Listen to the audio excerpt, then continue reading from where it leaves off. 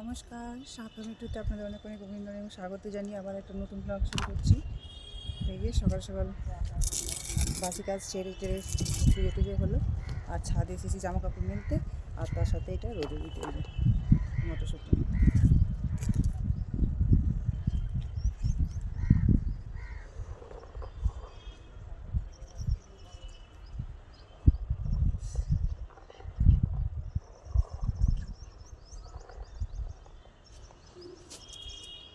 মটরশুঁটি রোদে দিচ্ছি, কালকে বসে বসে অনেকক্ষণ ছড়িয়েছিলাম।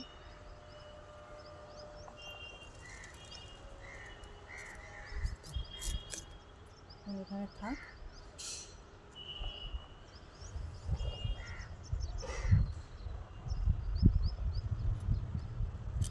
আর এদিকে জামা কাপড়গুলো মেললাম, এই যে। তো চলুন নিচে যাই। আমি একা নিয়ে আসিনি, কুলোটা আমার মেয়ে নিয়ে আসলো। এক হাতে তো জামা কাপড় নিয়ে আসা হয় না, আর কুলো আনা হয় না। তো কুলোটা মেয়েটা নিয়ে আসলো, মিঠি নিয়ে আসলো পরে, আর জামা কাপড়গুলো আমি নিয়ে আসলাম। ও চলে গেল নিচে, এখন পড়তে বসেছে বোধ হয়। আমি গিয়ে চা গরম করবো, চোখগুলো খুলে যাচ্ছে। তো সকালে জলের জন্য অনেকক্ষণ অপেক্ষা করেছিলাম, জল ছিল না। ফোন করলাম, ফোন করার পরে জল ছাড়লো, তার 10 মিনিট পরে জল এসেছে। তো চলুন বাকি কাজগুলো এখন সারবো আর কি। এইদিকে বাঁধাকপি রান্না করব, সেই জন্য আগে আলুকে ভেজে নিয়েছি, তারপরে মশলা দিয়ে কষালাম। এবার দেবো মটরশুঁটি। তো মটরশুঁটি দিয়েই আজকে বাঁধাকপির তরকারি করব। আর আর আছে হচ্ছে পুঁই ডাঁটার বীজ, ওগুলোকে কি বলে জানি না। তো যাই হোক, মটরশুঁটি দিয়ে দিলাম বাঁধাকপির তরকারি করার জন্য। আজকে অনেকটাই দেরি হয়ে গেছে, সকাল থেকেই জলের অপেক্ষা করতে করতে 7:30টায় জল এসেছে। তো সেই জন্য কাজেরও দেরি হয়েছে। এই জলের জন্য না, যেখানে যাই জলের প্রবলেমটা আমার থেকেই যায়। তো যাই হোক, মটরশুঁটি দিয়ে একটু নেড়ে চেড়ে বাঁধাকপিটাও দিয়ে দিলাম। মটরশুঁটি আগে দিইনি, কেন বলো তো? কারণ হচ্ছে মটরশুঁটি যদি আগে দিই তাহলে মটরশুঁটি গলে যাবে, আর খুঁজে পাওয়াটাই মুশকিল হয়ে যাবে। তাই পরে দিই, গোটা গোটাও থাকবে। তো বাঁধাকপির তরকারি এই যে প্রায় হয়ে এসেছে। নাড়াচাড়া করে এবার মানে শুকনো হয়ে গেছে, এবার নামিয়ে নেব। তো নামিয়েও নিয়েছি বাটিতে, এই যে বাটিতে, কি সুন্দর হয়েছে দেখুন। আর এই যে হচ্ছে পুঁই ডাঁটার বীজ। তো আমি যখন বাজারে যাই মাঝে মাঝে দেখতে পাই বিক্রি করে, আমি নিই না। এই কারণে আমার ঘরে কেউ খেতে চায় না। আমাকে যে কোনো জিনিস ভালো লাগে খেতে, একটু মশলা টশলা দিয়ে যদি করা যায় তো ভালো লাগে খেতে।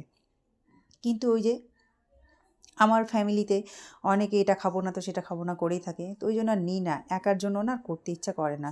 দেখবেন কোনো জিনিস খেতে ইচ্ছে করলে, আর ঘরে বাড়িতে যদি কেউ না খায়, তো ওই একার জন্য আর করতে ইচ্ছে করে না। তো যাই হোক, পাশের একটা ভাড়াটিয়া বউ আমাকে এটা দিয়েছে। ও শ্বশুরবাড়ি থেকে অনেকগুলোই এনেছে, তো নিজে থেকেই দিল আমাকে। তো ভাবলাম যাক, আমার একটা মনের ইচ্ছা পূর্ণ হলো। তো এই পুঁই ডাঁটা বিচিটাকে আপনারা কি বলে থাকেন একটু জানাবেন তো, আমি কিন্তু জানি না। পুঁই ডাঁটার চচ্চড়ি মেশানো সবজি দিয়ে খেয়েছি, কিন্তু এইভাবে সিঙ্গাল করিনি। তো আমি ভাবছি সরষে বাটা দিয়েই করবো, ওই জন্য সরষে বাটা আর কাঁচা লঙ্কা বেটেছি। আর আজকে তো শুক্রবার, নিরামিষ, তো একটু সাথে একটা টমেটোও দিয়েছি। তো আপনারা কিভাবে রান্না করেন একটু জানাবেন তো, আমি এই রান্না কিন্তু জানি না, এই ফার্স্ট টাইম রান্না করছি। তো আপনারা কিভাবে করে থাকেন আমি জানলে খুব ভালো হবে, উপকার হবে। তো আমার দেখুন সরষে বাটা দিয়ে টমেটো দিয়ে পুঁই ডাঁটা চচ্চড়ি প্রায় হয়ে এসেছে, এবার বাটিতে আমি নামিয়েও নিয়েছি। তো কেমন হয়েছে একটু দেখুন তো, দেখে বলবেন কমেন্ট করে কেমন হয়েছে, ঠিক আছে? আমার দুটো রান্না করলাম আজকে করলাম বাঁধাকপির তরকারি, আর এই যে পুঁই ডাঁটার চচ্চড়ি, পুঁই ডাঁটা বিচির চচ্চড়ি, আর করলাম ডাল। তো এই আর ভাত, এই দুই পদ রান্না করলাম। আর এখানে না বাঁধাকপি আমি কুচোতে বসেছি, কারণ হচ্ছে যখন মিটিকে স্কুল দিয়ে আসি আর নিয়ে আসি, তখন দেখি প্রায় বাড়িতে বাঁধাকপি কুচিয়ে ছাদে মেলে। যখন গরমের সিজনে থাকে, তখন গরম সিজনে একটু একটু করে গরম জলে চুবিয়ে বলে খাওয়া যায়। তো আমিও তাই একটা আনতে বলেছিলাম আমার বরমশাইকে, তো একটা ছাড়া দুটো এনেছে। তাই আমি বাঁধাকপিটা সম্পূর্ণ কুচিয়ে নিলাম, শুধু হাতে পড়ে আছে একটুখানি। তো সকাল থেকে অনেকটা টাইম হয়েছে, আর কলতলাতে সকাল থেকে চা থেকে শুরু করে রান্নার রান্নার বাসন থেকে অনেকগুলোই পড়ে আছে। তো রান্না তো আমার কমপ্লিট হয়ে গেছে, তো ওগুলো এখনও কিছুই ধোয়া হয়নি এই বাঁধাকপি কুটার চক্করে। কারণ অনেকগুলো ছিল আর টাইম অনেকক্ষণই লেগেছে, প্রায় অনেকক্ষণই লেগেছে। তো প্রায় আমার শেষ হয়ে এলো, এবার ছাদে আমি মেলতে যাব। তো এই যে বাঁধাকপি কেটে তো ছাদে দিয়ে এসেছিলাম, আর এক পালা বাসন, সকাল থেকে একটাও বাসন ধুইনি। আমি রান্না করতে করতে অনেক টুকিটাকি বাসন ধুয়ে রাখি, তো কাজ হালকা হয়ে থাকে। তো আজকে সেটাও হয়নি আর কি, বাঁধাকপি কোটা চক্করে আর কি। তো অতগুলো বাঁধাকপি কাটতে টাইম লাগে, কেটে ছাদে দিয়ে মেলে আসলাম। আর গতকালকে তো মটরশুঁটি ছড়িয়ে রেখেছিলাম আমি আর মিঠি, সেটাও রোদে দিয়ে আসলাম। তো অনেকগুলো বাসন, চলুন এক ঝলক দেখে নিই। আর এদিকে ও আজকে স্নান করলো না, আসলে ওকেও ঠান্ডা লেগেছে, তো ওই জন্য ও বলছিল, মিঠি বলছিল যে আমি স্নান করবো, তোকে স্নান করালাম না। যে যাক, আজকে মাথা আর মুখটা ধুয়ে নিক, একটা দিন স্নান না করলে কোনো যায় আসে না। তো ওই জন্য মাথা আর মুখ ধুলো, মাথাটা মুছছে, তারপর মুখে ক্রিম ট্রিম মাখবে।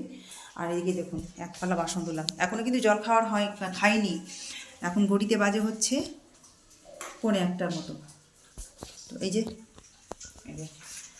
এখানে উপর করে রেখেছি, দুটো কড়াই আছে, এই কড়াই নিচে আরেকটা কড়াই আছে, বা এই বাটিগুলো, এই বাটির নিচে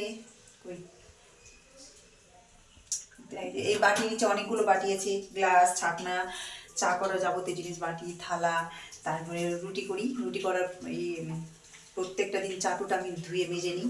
আর রান্নার গ্যাস তো পরিষ্কার পরিচ্ছন্ন করলামই, তো করতে তো টাইম লাগে, তাই না? তো সকাল থেকে করতে করতে জল খাওয়ার টাইম পাইনি আর কি। তো এখন একটু জল খাবার খাবো, খেয়ে মিঠি গানে বসবে। আর আবার আজকে একটু বাজার যাব। বাজার যাব হচ্ছে আমার যে গত বছর জেঠি মারা গেছিলো, তো বাৎসরিক আছে, তো আমাকে ফোন করেছিল 8-9 তারিখে। 8 তারিখে গীতা পাঠাবে, আর 9 তারিখে একটু মুখে মাছ ঠাকাবে আর কি। 8 তারিখে গীতা পাঠ করবে, কিন্তু সেদিন শনিবার, আর সেই দিন হচ্ছে একাদশী, মানে আগামীকাল। আগামীকাল একাদশীও আছে, আর শনিবারও আছে। তো অনেকে নিরামিষ খাবে, কেউ কেউ হয়তো খাবেও না। ওই জন্য কাল শনিবার দিন, মানে 8 তারিখের দিন মাছ করবে না, রবিবার দিনই করবে, যেটা বললো আমাকে ফোনে। তো যাই হোক, তো এমনি হাতে তো যাওয়া যাবে না, কিছু নিতে হবে, তাই একটু বাজারে যাব। প্রত্যেকটা দিন একটা না একটা কিছু নিতে যেতেই হচ্ছে। তো চলুন, আমি একটু খাবো, খেয়ে বাসনগুলো যেগুলো উপর করে রেখেছি জল ঝরানোর জন্য, সেগুলো তুলে রেখে দেবো ঠিক জায়গায়। তারপর একটু বাজার যাব। আর মিটিকে একটু হারমোনিয়ামটা বের করে দেবো, ও একটু গান গাইবে, আমার আস্তে আস্তেও গান গাওয়া হয়ে যাবে। আর সবিকও কম্পিউটার গেছে, কম্পিউটার থেকে চলে আসবে। তো চলুন। হ্যাঁ, অনেকটাই বক বক করে ফেললাম, অনেকগুলো কথা বলে ফেললাম, তো আপনাদের কাছে শেয়ার করি। আর কাকে বলবো বলুন, আর কে আছে আপনারা ছাড়া? তো চলুন, আর আপনারাই এখন সব, আমার পরিবারের লোক, আত্মীয় স্বজন, যাবতীয় আপনারাই সব। তাই তো আপনাদের কাছে সবটাই মন খুলে কথা বলতে পারি, ভালো মন্দ সবটাই, তাই না? তো আমার এইভাবে একটু পাশে থাকবেন। তো চলো, রান্না বান্না করে খেয়ে দিয়ে গেছিলাম, খেয়ে দিয়ে বলতে জল খাবার খেয়ে গেছিলাম শাড়ি আনতে। শাড়িটা নিলাম, কিন্তু আমারই ভালো লাগছে শাড়িটা, তো ভাবছি রেখে দেবো, আবার একটা এখন আনতে যাবো, ওই জন্য ড্রেসটা চেঞ্জ করিনি। তো খাওয়া দাওয়া করবো। সৌভিক এলো থেকে কম্পিউটার ক্লাস থেকে এলো, এসে স্নান করলো, যে গামছা আর প্যান্টটা মেলে দিলাম। আর মিঠি এটা শুকিয়ে গেছে, এটা রেখে গেছিলাম, তখন এটা নিয়ে যাব। তো শাড়িটা দেখাবো আপনাদের, শাড়িটা আমি রেখে দেবো। আর এখন একটা শাড়ি নিতে যাবো আরও, ওই যে বৌদিটার জন্য আর কি। আর ছাদেগুলো দেখি একটু শুকাই, কেমন কতটা শুকোলো না শুকালো।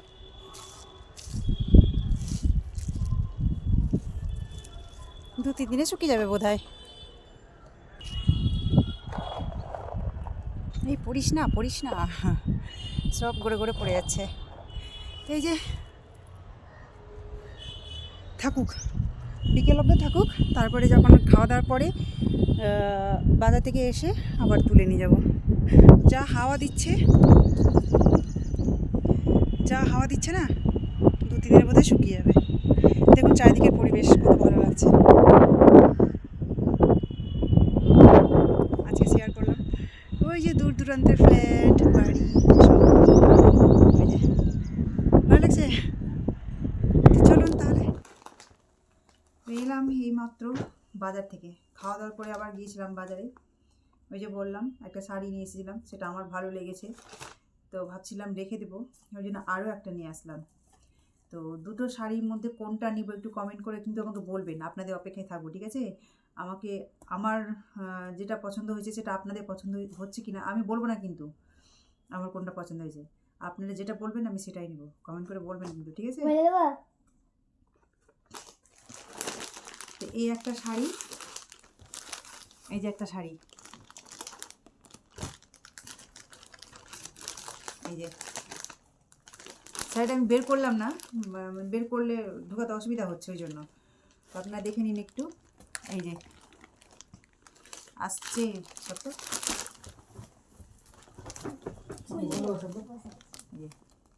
এই শাড়ি একটা, এটা পার, পুরো বডিটা এইরকমই আর কি। আর এই হচ্ছে এই শাড়ি একটা, তো এই শাড়িটা নেব না এই শাড়িটা নেব, একটু কমেন্ট করে বলবেন কিন্তু, আপনাদের অপেক্ষায় থাকবো, আপনারা যেটা বলবেন সেটাই নেব। এই শাড়ি একটা, এই দুটো শাড়ি নিলাম, তো এই দুটো শাড়ির মধ্যে একটা আমি নিব আর একটা দিব। তো আর নিয়ে এসেছি ফেটে যাবে 1 কিলো কুল, পাকা কুল, টক কুল আর কি, মানে আমার ছোটো কাকার জন্য প্রতি বছর কুলের আচার করে দিই, একেবারে টক খায়, মিষ্টি ছাড়া, তো ওই জন্য কুল নিয়ে আসলাম, প্রত্যেক বছরই করে দিই। এখন বাবা কাকাদের মধ্যে তো আমার শুধু ওই ছোটো কাকাটাই আছে, বাবারা নেই, বাবারা কিন্তু 5 ভাই, 5 ভাইয়ের মধ্যে 4টাই নেই, আমার ছোটো কাকাটাই আছে। তো একবার আমি কুলের আচার করেছিলাম, বেশ 2-3 বছর হয়ে গেল। তো আমার ওই যে কাকাতো বোন ছোটো, যে পার্লারে কাজ করে, ওর কাছে তো আমি চুল কাটি, ফেসিয়াল করি, তারপরে ব্লগে দেখেছেন হয়তো চুল স্ট্রেট করেছি, ওই সব করে দেয় আমাকে, তো ওই ওই ছোটো কাকারই মেয়ে ওটা। তো একবার এসেছিলো, তো কুলের আচার দিয়েছিলাম, টক কুল খেয়েছিল, প্লাস নিয়েও গেছিলো, আমার কাকিও এসেছিলো সঙ্গে, তো আমার ছোটো কাকা খেয়েছিল, খেয়ে খুব ভালো লেগেছে, তো বলছে যে ফোন করে, তারপর দিনই ফোন করে বলেছিল যে আমাকে কুলের আচার করে দিবি, তো তার জন্য যা লাগে দিব। তাই আমি বললাম যে কিছুই লাগবে না, প্রত্যেক বছর যখন আবদার করেছে প্রত্যেক বছর আমি কুলের আচার করে দেব, তো এই যে সেই থেকেই দিই আর কি। আমি যার যেটা পছন্দ হয় সেটা আমার সাধ্য মতো আমি করার চেষ্টা করি। এখন বাবা কাকাদের মধ্যে তো একটাই কাকা আছে, ওই জন্য আর এটাও বলেছি যে যদি কোনো দিন কোনো ইচ্ছে থাকে তো আমাকে বলিও, আমি ঠিক ম্যানেজ করে দেবো। তো এই আপাতত এই আচারটাই দিই, তো কালকে ধুয়ে লবণ হলুদ মাখিয়ে রোদে দেবো, 2 দিন শুকাবো, তারপর আচার করে দেবো। 2 কিলো নিয়েছি, জানি বেশি দিন যাবে না, তো যাই হোক এই হচ্ছে আমার আজকের বাজার। মা লাগাস না বিছানায়, ও আবার খেতে বসেছে, হ্যাঁ ধুলি না কেন, ধুয়ে খেতে হয়। তো চলুন তাহলে, আমাকে কিন্তু বলবেন, আপনাদের অপেক্ষায় থাকবো কিন্তু কমেন্টে, ঠিক আছে, কোন শাড়িটা ভালো লাগছে। একবার আর কাছে থেকে দেখিয়ে দিচ্ছি, এই যে এটা একটা কাছে থেকে দেখাচ্ছি কিন্তু, এই একটা কালার, আর হচ্ছে এই একটা কালার, আমার পছন্দ আর আপনাদের পছন্দ এক হচ্ছে কিনা সেটাই আমার একটু ভাবার আছে, দেখি। তো ঠিক আছে, ব্লগটা আমি এখানে শেষ করছি, আপনারা ভালো থাকবেন, সুস্থ থাকবেন, আর এই ব্লগটা যদি সত্যি ভালো লেগে থাকে তো অবশ্যই একটা লাইক, কমেন্ট, শেয়ার এবং সাবস্ক্রাইব করে দেবেন। আর আজকের মতো টাটা, আবার আগামীকাল একটা নতুন ব্লগ নিয়ে আসবো, তো আপনারা সবাই ভালো থাকবেন, সুস্থ থাকবেন এবং সাবধানে থাকবেন, টাটা।